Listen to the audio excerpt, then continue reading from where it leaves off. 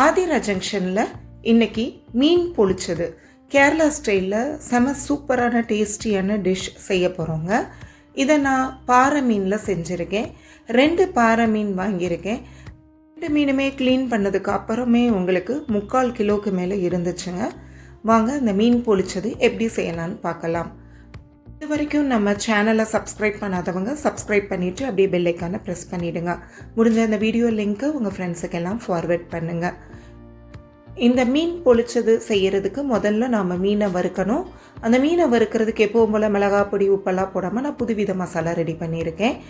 30 பல் பூடு எடுத்துக்கோங்க. 6லேருந்து 8 நல்ல காரமான பச்சை மிளகாய் எடுத்துக்கோங்க. ஒரு 20 கிராம் அளவுக்கு இஞ்சி துண்டு எடுத்துக்கோங்க. நல்லா புளிச்ச மாங்காய், பாதி மாங்காய் எடுத்து வச்சுருக்கேன். இது வந்து நல்ல ஒரு நம்மளுக்கு அரோமா கொடுக்கும். அதோட ஒரு எலுமிச்சம்பழம் எடுத்து வச்சுருக்கேன். இதோட நாம் சேர்த்து அரைக்கிறதுக்கு 2 ஸ்பூன் அளவுக்கு சோம்பு, ஒரு 2 ஸ்பூன் அளவுக்கு சீரகம் சமமாக எடுத்திருக்கேங்க. சோம்பு ஏன் நாம் சேர்க்குறோன்னா மீன் பிடிக்காதவங்க கூட மீன் சாப்பிடுவாங்க. அதோட 1 ஸ்பூன் அளவுக்கு மிளகு எடுத்து நல்லா இதை அடிகனத்த பாத்திரத்தில் வறுத்துட்டு அதோட அந்த மிளகாய் வத்தலையும் வறுத்து நல்லா ஆற விட்டுருங்க. மீன் வந்து நல்ல ஃப்ரெஷ்ஷான மீன், நல்லா கீறி வயிறுலெல்லாம் மசாலா இறங்குற மாதிரி வாங்கியிருக்கேன். வாய்ப்பகுதி வழியாக எல்லாமே வயிற்றுக்குள்ளே க்ளீன் பண்ணி எடுத்தாச்சு. ஸோ நீங்கள் குழாய் தண்ணியை நல்லா உள்ளே விட்டு நல்லா கழுவி உதறி எடுத்து வச்சுக்கோங்க. இப்போ ஆறுன இந்த பொருளை மிக்ஸி ஜாரில் சேர்த்து எவ்வளோ நைஸாக அரைக்க முடியுமோ அரைச்சிக்கோங்க. இப்போது மசாலா ரெடி பண்ணுறதுக்கு 3/4 பவுலுக்கு சின்ன வெங்காயம், தூவி விடுறதுக்கு கொஞ்சம் பெரிய வெங்காயம் நறுக்கியிருக்கேன். அதே மாதிரி ஒரு 20லேருந்து 30 கிராம் இஞ்சி பூண்டு பொடியாக நறுக்கி வச்சுருக்கேன். 4 பெரிய தக்காளியை பொடியாக நறுக்கியிருக்கேன். அரை எலுமிச்சம்பழம், அதோட ஒரு பவுலுக்கு பெரிய வெங்காயம், 4 பச்சை மிளகாய், கொஞ்சம் கருவேப்பிலை தாளிக்கு எடுத்து வச்சுருக்கு. ஒரு பவுல் அதாவது 200 ml அளவுக்கு தேங்காய் பால் கெட்டியாக எடுத்து வச்சுருக்கேன்.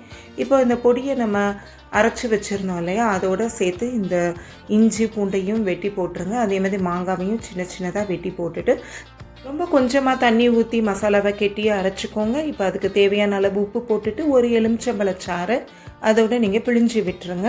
இப்போ மசாலா நம்மளுக்கு ரெடி ஆகிடுச்சு. ஒருவேளை தண்ணியாக இருந்தால் கொஞ்சம் கார்ன் மாவு சேர்த்துக்கோங்க மசாலோட. இப்போ மீனில் வந்து மசாலா நல்லா தடவி வச்சுருங்க. முன்னாடியும் பின்பக்கம் வாய்ப்பகுதி வழியாக வயிற்றுக்குள்ளேயும் கொஞ்சம் மசாலா இறங்குற அளவுக்கு அந்த கீரண பகுதியெல்லாம் தடவிட்டு ஃப்ரிட்ஜில் ஒரு 1/2 மணி நேரம் கொண்டு போய் வச்சிடுங்க. இப்போ அடிக்கணத்த கடாயில் நல்லா ஒரு 100-150 ml அளவுக்கு தேங்காய் எண்ணெய் ஊற்றி அதோட 1 ஸ்பூன் சீரகம் போட்டு நல்லா பொரிஞ்சதும் நாம் நறுக்கி வச்சுருக்க இஞ்சி பூண்டையும் சேர்த்து போட்டு நல்லா வதக்குங்க. இது ஓரளவு நல்லா வதங்கவும் சின்ன வெங்காயம் அதே மாதிரி ஒரு பவுலில் நறுக்கி வச்சுருக்க பெரிய வெங்காயத்தையும் சேர்த்து நல்லா வதக்குங்க.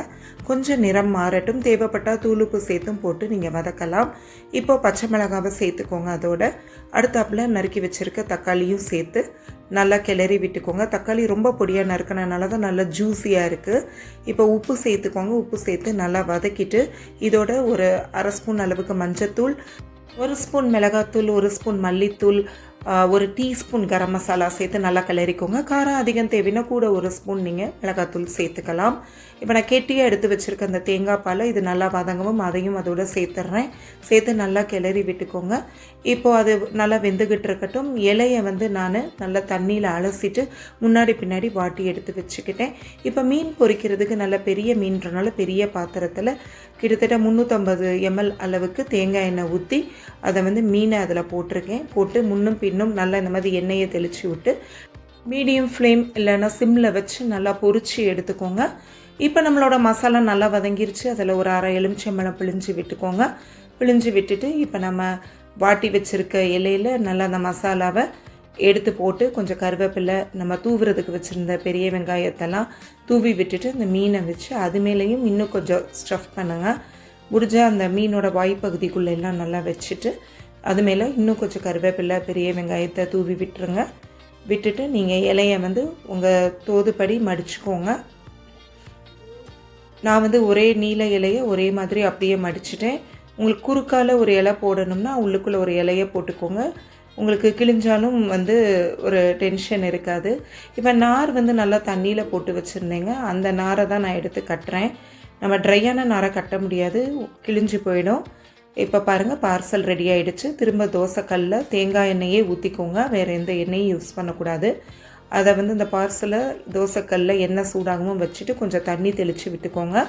அப்போ தான் கொஞ்சம் நேரம் வெந்துகிட்ருக்கும். அப்படி நீங்கள் ஒரு 5-10 நிமிஷம் அப்படியே வச்சிடலாம். வச்சுட்டு அதே மாதிரி திருப்பி போட்டு மீண்டும் மேலே கொஞ்சம் எண்ணெயோ தண்ணியோ நீங்கள் தெளித்து விட்டுட்டு அதே மாதிரி வச்சு 2 பக்கமும் இதே மாதிரி பொறுமையாக பெரட்டி போட்டிங்கன்னா கிட்டத்தட்ட அதுவும் ஒரு 20 நிமிஷம் இல்லை அரை மணி நேரம் இப்படி நீங்கள் பெரட்டி போடலாம். எவ்வளோக்கு எவ்வளவு சூட்டில் நல்லா வச்சுருக்கீங்களோ அந்தளவுக்கு உள்ள மீன் வந்து அந்த வாழை இலை ஸ்மெல்லோட சூப்பராக வந்துடுங்க. பாருங்கள், இந்த மாதிரி நம்மளுக்கு கிடைச்சிருச்சு. இது வந்து நல்லா உள்ள மீனும் வெந்து சாஃப்டாக இருக்கும். இந்த மசாலாவோடு சேர்த்து எடுத்து சாப்பிட்டோம்னா இதோட சுவை வந்து ரொம்ப அலாதியாக இருக்கும். நீங்களும் இந்த ரெசிபியை உங்கள் வீட்டில் செஞ்சு பாருங்கள். கமெண்ட் பாக்ஸில் கமெண்ட் பண்ணுங்கள். அப்படியே ஆதிரா ஜங்ஷனை சப்ஸ்கிரைப் பண்ணிவிட்டு பெல் ஐக்கானை ப்ரெஸ் பண்ணிவிடுங்க. மீண்டும் ஒரு ரெசிபியோடு சந்திப்போம்.